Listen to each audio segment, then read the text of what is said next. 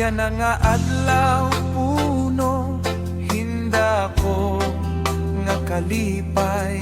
Nakatitirok ang pamilya mo, ngan mga kabugtuan, upod ang mga kasangkayan kay 65 kanayana.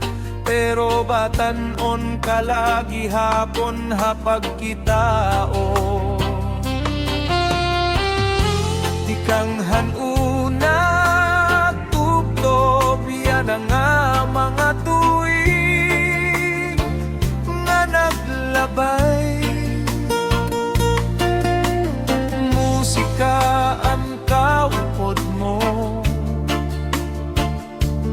hatag sa nga adlaw nga ginagian.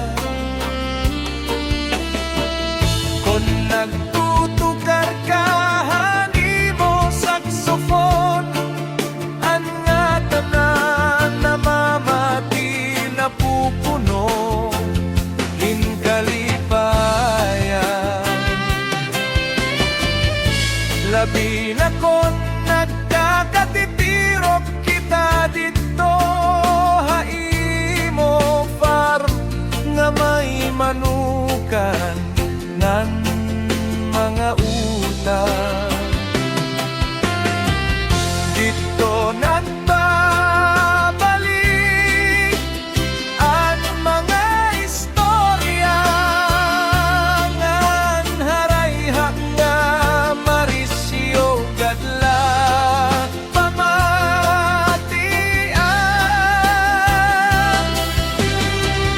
Ng mga panumduman nagpapabilin nga dirigut, mababalyuan hinuman.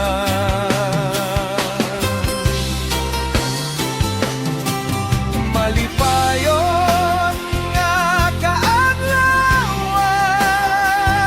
Roger Amon bugto nga kwapuhon. Ini nga pagpatindigan, haimo mga kabugtuan.